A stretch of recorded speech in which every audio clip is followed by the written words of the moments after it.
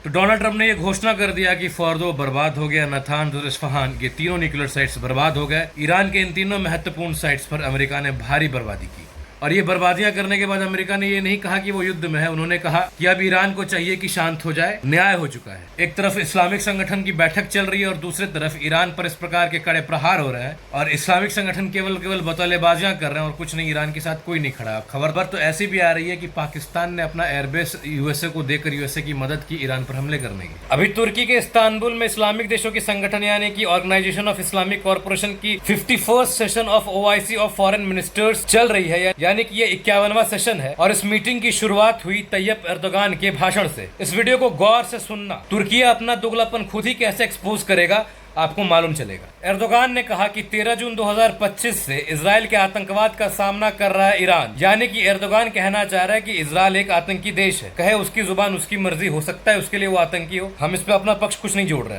अब आगे इसकी बात और सुनो। आगे उसने कहा कि नेतन्याहू की जो गवर्नमेंट है वो मिडिल ईस्ट के लिए, उस रीजन की शांति के लिए सबसे बड़ा खतरा है, सबसे बड़ा बाधा है। जब मैं इसकी बातों को सुन रहा था तो मुझे लग रहा था कि ये कोई स्ट्रिक्ट एक्शन लेने की बात करेगा, ये कहेगा कि हम इस वक्त में ईरान का ऐसा समर्थन करेंगे, ये मिसाइल्स देंगे, इतने पैसे देंगे, ये हथियार देंगे, ये टैंक देंगे, ये डिफेंस सिस्टम देंगे। लेकिन दिया क्या? झुनझुना। किस बात का झुनझुना? अपने इस भाषण को ये कहकर इसने कंक्लूड कर दिया कि मुझे पूरा विश्वास है कि ईरानी लोग इस मुश्किल घड़ी से सफलतापूर्वक बाहर आ जाएंगे और इजराइल की इस चुनौती को पार पा लेंगे। मतलब इस ऑर्गेनाइजेशन ऑफ इस्लामिक कॉर्पोरेशन के इस मीट में, इस समिट में, जो तुर्की पाकिस्तान को पैसे लेकर ड्रोन्स भेज सकता है, जो तुर्की भारत में हमला करने के लिए ड्रोन्स भिजवा सकता है। 2025 में ग्लोबल फायर पावर इंडेक्स का एक रैंकिंग निकलकर सामने आता है 145 देशों का, जिसमें तुर्की को 9वां सबसे बड़ा मिलिट्री स्ट्रेंथ बताया जाता है विश्व का। भाई इतने बड़े पावर हो तुम इस्लामिक कॉर्पोरेशन के मेंबर भी हो और तुम्हारा पड़ोसी ईरान अभी इस प्रकार के मुसीबतों का सामना कर रहा है, क्यों नहीं मदद का हाथ बढ़ाए भाई? मैं मानता हूं कि दुनिया के सभी इस्लामिक देशों में न्यूक्लियर पावर केवल पाकिस्तान है और पता नहीं कि पाकिस्तान की न्यूक्लियर पावर में भी कितना ही पावर होगा। मुझे लगता है कि रावलपिंडी के अब्दुल चाचा के चाय दुकान से अगर वो छूटेगा तो कराची के रहीम चाचा के परोठे की दुकान में अगर वो फट भी जाएगा। खैर इस बात को छोड़ो, तुर्की अगर न्यूक्लियर पावर नहीं भी है फिर भी जो 9th ग्लोबल रैंकिंग उसको मिलिट्री स्ट्रेंथ में दी गई है उसके हिसाब से वो सारे इस्लामिक देशों में सबसे पावरफुल देश। तो अगर इतने ही पावरफुल हो तो उसको ड्रोन्स ना देकर केवल मुंह के मिसाइली जंग दे दिए तुमने उसे। दोस्तों अब आते हैं मेन टॉपिक पर कि तुर्की आखिर हेल्प क्यों नहीं कर रहा है। इजराइल जो अग्रेशन दिखा रहा है, सबसे पहली बात है इजराइल का अग्रेशन। इस अग्रेशन से अभी सारे मुस्लिम देशों में खौफ का माहौल है। Iran back to back fire इसलिए कर रहा है क्योंकि ईरान के पास न्यूक्लियर नेशन बनने की क्षमता है और उसके पास इतने मिसाइल्स डेवलप हैं कि वो इजराइल के एयर डिफेंस सिस्टम को चकमा दे पा रहा है और इजराइल को नुकसान पहुंचा रहा है। लेकिन अगर हम ईरान को छोड़ दें तो बाकी कोई भी ऐसा मुस्लिम ममालिक नहीं है जो तनिक भर भी इजराइल को नुकसान पहुंचा पाए। और अगर तुर्की का भिड़ंत होता इजराइल से तो इजराइल पहले तुर्की को समाप्त करेगा। और जो सबसे बड़ा रीजन ये है दोस्तों कि तुर्की भी नेटो देशों का सदस्य है। नेटो यानी कि नॉर्थ अटलांटिक ट्रीटी ऑर्गेनाइजेशन जो अमेरिका द्वारा लीड की जाती है, उसका मेंबर है तुर्की। और नेटो के संविधान के मुताबिक, नेटो के संविधान के आर्टिकल 5 के मुताबिक अगर किसी एक नेटो देश पर आक्रमण होता है तो वो पूरे नेटो के मेंबर कंट्रीज पर आक्रमण माना जाएगा। और चूंकि इजराइल के साथ अमेरिका बहुत ही फॉर्मली खड़ा है और अमेरिका के इस युद्ध में एक्टिवली पार्टिसिपेट करने की बातें निकलकर सामने आ रही है,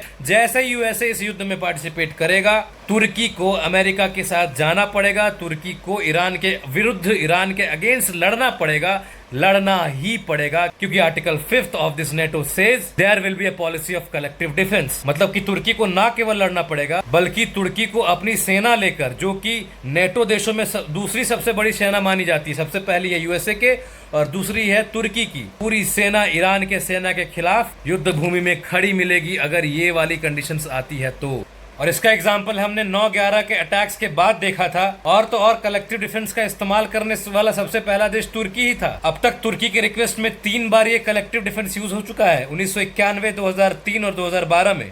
अब कहाँ यूज हुआ है ये जानना है तो कमेंट जरूर करना, एक दूसरा वीडियो लेकर आऊंगा। तो कुल मिलाकर बातें ये हुई कि ओआईसी में बहुत गर्जा एर्दोगान, मुस्लिम मुल्कों का मुखिया बनने के लिए अपनी मुंह मियां मिट्ठू कर ली, खुद की पीठ खुद ही थपथपा ली। लेकिन सच्चाई ये है कि अगर युद्ध छिड़ा तो ये ईरान के दुश्मन देशों में खड़ा मिलेगा। लड़ेगा, ईरान का कोई समर्थन नहीं करेगा, केवल नाम चमकाने के लिए इजराइल को गालियां दे दी। और केवल तुर्की छोड़ो ना, पाकिस्तान को एग्जाम्पल ले लो, जो इस्लाम के नाम में पूरे विश्व घूम घूम कर भीख मांगने का काम करता है कि मुस्लिम देशों से कुछ चंदा आ जाए, सऊदी अरेबिया तो ऐसे ही लात मार कर निकाल देता है। अगर आप इस मीटिंग के वीडियोस फोटोज देखते हो तो आपको ईरान के विदेश मंत्री के ठीक बगल में बैठा हुआ मिल जाएगा इशाक डार, जो पाकिस्तान का मंत्री है। अब इसने भी बहुत ही बुरी बुरी प्रशंसाएं कर दी ईरान की, इजराइल को गरिया दिया, सहानुभूति प्रकट कर दिए। लेकिन जब ईरान पाकिस्तान के बॉर्डर की बात आई तो सबसे पहले ईरान पाकिस्तान का बॉर्डर इसने ही क्लोज करा। अपने बड़बोलेपन में पाकिस्तानियों को ये भरोसा दिला दिया, ये दिलासा दिला दिया, अगर इजराइल तुम पर न्यूक्लियर वॉर करेगा तो हम तुम्हारे तरफ से न्यूक्लियर वॉर करेंगे। लेकिन जब बारी आई इसको पब्लिक प्लेटफॉर्म में कबूलने की, जब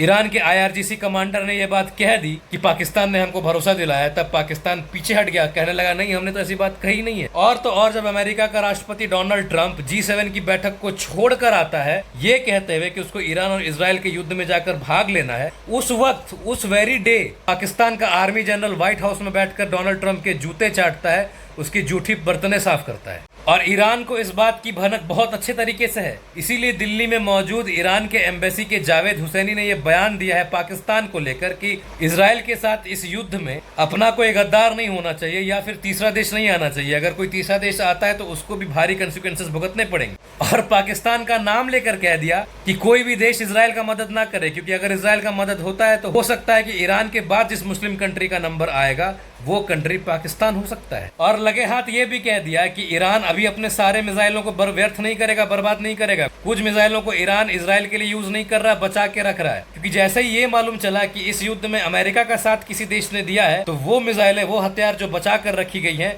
वो उस देश के खिलाफ चलाई जाएंगी जो देश अमेरिका की मदद करेगा। आप क्रोनोलॉजी समझ रहे हो?